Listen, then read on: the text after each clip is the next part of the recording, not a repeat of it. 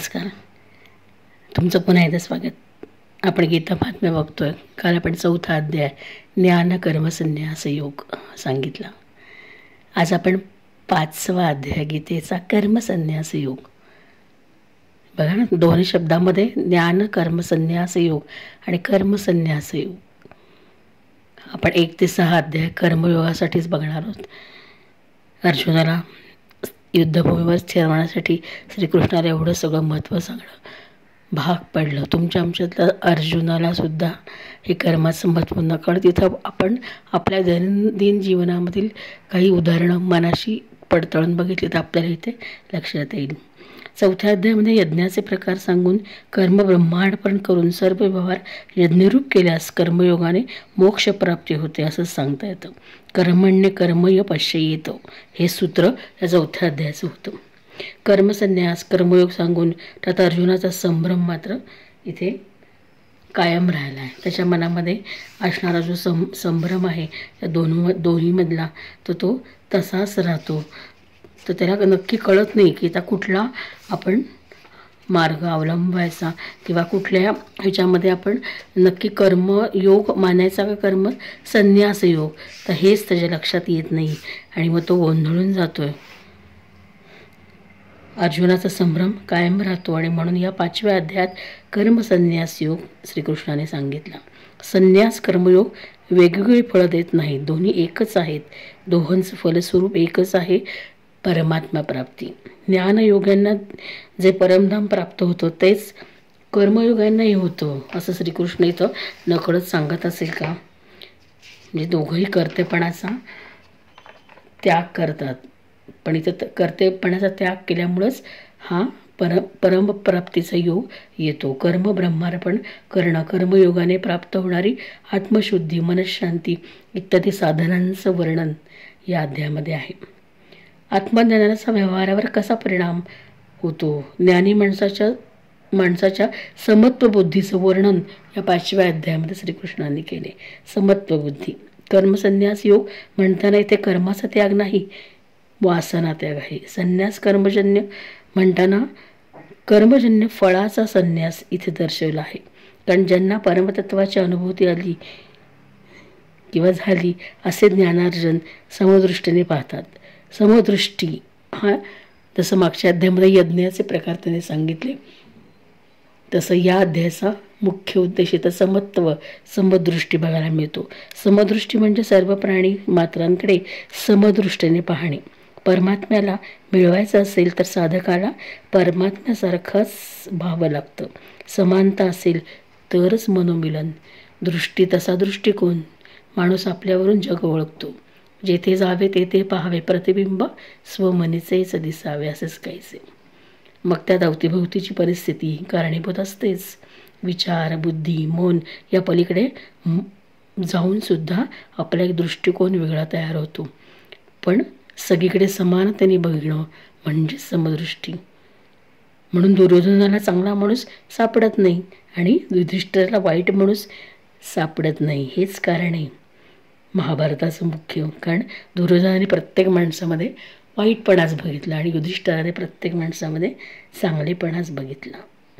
म्हणजे जेव्हा आपल्याला इतरांच्या देहमंदिरातील भगवंताचे, कृष्णाचे दर्शन होईल तेव्हा आपल्याला परमप्राप्ती होईल.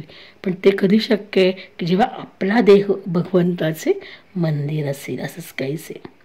सर्वांकडे भगवंताचंच रूप म्हणून बघितलं तर समदृष्टीने पाहायला शिकलो आपण. तर हेच या अध्यायाचं मुख्य वैशिष्ट्य आहे, समदृष्टी असंच म्हणता येईल. सर्व देहामध्ये मला पाही, मज ठाई सर्व देह पाही, मी त्याचाच असे तू माझाच असे, एकरूपीशी दोघे असती असं श्रीकृष्ण म्हणतो का?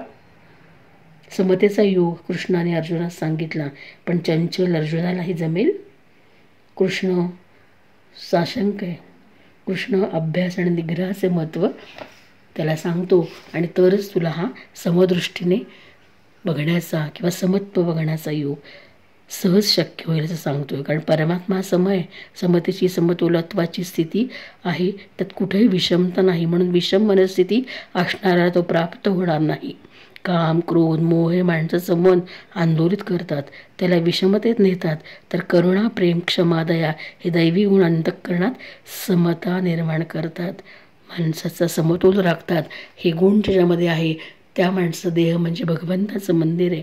ज्याच्यामध्ये काम, क्रोध, मोह आहेत तो हे जाणणार नाही. आणि हे समदृष्टीचं महत्त्व, समत्वयोगाचं महत्त्व, समतोल त्याचं महत्त्व या 5व्या अध्यायामध्ये श्रीकृष्णाने अर्जुनाला समजवण्याचा प्रयत्न केला आहे.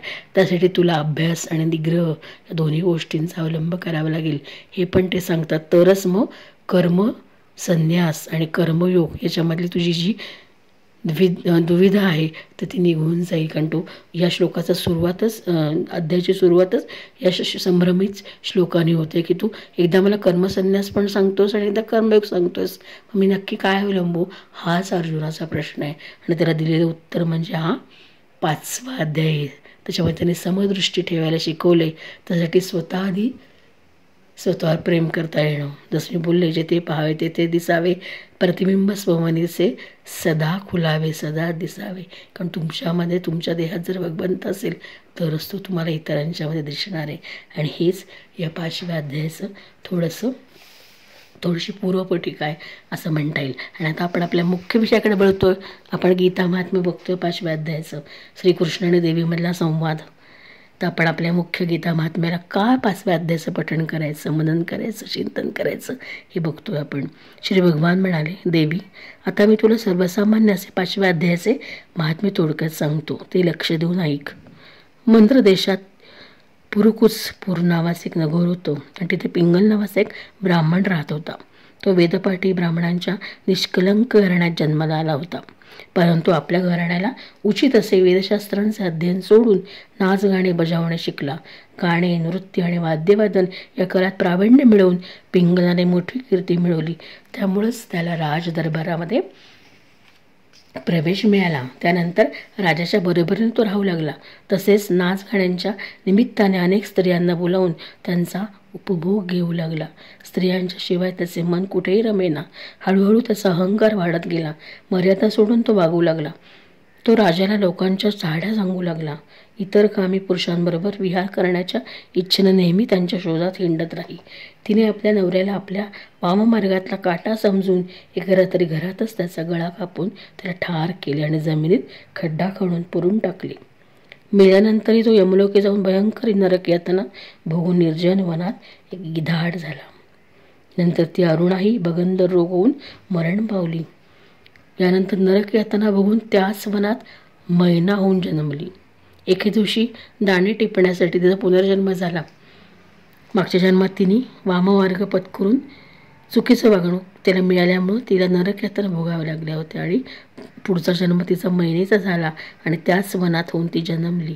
एके दिवशी दाणे टिपण्यासाठी इकडे तिकडे उड्या मारत असताना त्या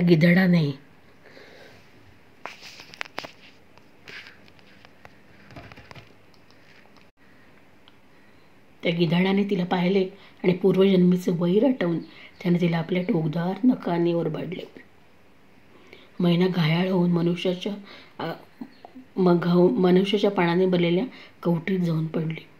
गिधाडाने तिच्यावर पुन्हा झडप घातली. इतक्यात पारध्याच्या बाणाने घायाळ झालेले ते क्रूर गिधाड त्याच कवटीतल्या पाण्यात पडून मरण पावले. मैना आधीच तिथे मरून पडली होती. यमदूतांनी त्या दोन्ही जीवांना यमलोकी नेले. तिथे गेल्यावर आपल्या पूर्वजन्मीच्या पापांची आठवण होऊन ती दोघे भयभीत झाली. यमराजाने जेव्हा त्यांच्या पापपुण्यांची नोंद असलेल्या वहीवर नजर टाकली तेव्हा त्यांना कळून चुकले की मृत्यूच्या क्षणी अकस्मात त्या दोघांना खोपडीच्या पाण्यात स्नान घडल्यामुळे त्या दोघांचे पाप नाहीसे झाले होते.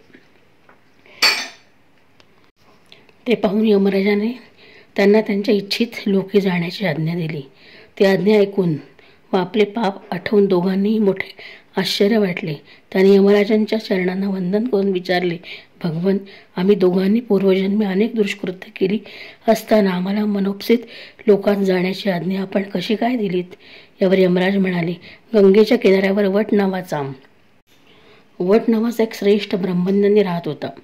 तो एकांतात राही. त्याच्या ठिकाणी मी माझेपणा नव्हता. तो शांत, विरक्त व कोणाशीही द्वेष न करणारा होता. तो नित्य गीतेच्या 5व्या अध्यायाचे मनन पठण करीत. 5व्या अध्यायाचे श्रवण करणारा महापापी मनुष्यही सनातन ब्रह्माचे ज्ञान प्राप्त करतो. वटाने त्या पुण्याच्या प्रभावाने अंतःकरण शुद्ध झालेले असतानाच देहत्याग केला होता. गीता पठणाने ज्याचे शरीर पवित्र झाले होते, ज्याला आत्मज्ञान झाले होते, त्या महात्म्याच्या कोपडीतील पाण्यामुळे तुमची शरीर पवित्र झाली आहेत. म्हणून आता तुम्ही दोघे तुम्हाला हव्या त्या लोकात जा, कारण गीतेच्या 5व्या अध्यायाच्या महात्म्याने तुम्ही दोघेही शुद्ध झाला आहात. भगवान म्हणतात, सर्वांच्या ठिकाणी समभाव ठेवणाऱ्या धर्मराजाने याप्रमाणे समजावून सांगितल्यावर ती दोघे संतुष्ट झाली आणि विमानात बसून वैकुंठ धामाला गेली. हेच या गीतेच्या 5व्या अध्यायाचं महत्त्व आहे. समदृष्टी, सर्वांकडे समदृष्टीने पाहणं, समत्वाने पाहणं. प्रत्येकाच्या मनामध्ये, देहामध्ये भगवंत आहे अशी धारणा करून स्वतःतील भगवंताला न्याय देणं, हेच या गीतेच्या 5व्या अध्यायाचं महत्त्वाचं सांगता येईल. उद्या भेटूच. तुम्हाला 5व्या अध्यायाचं महत्त्व कळलं असेलच. जय श्रीकृष्ण.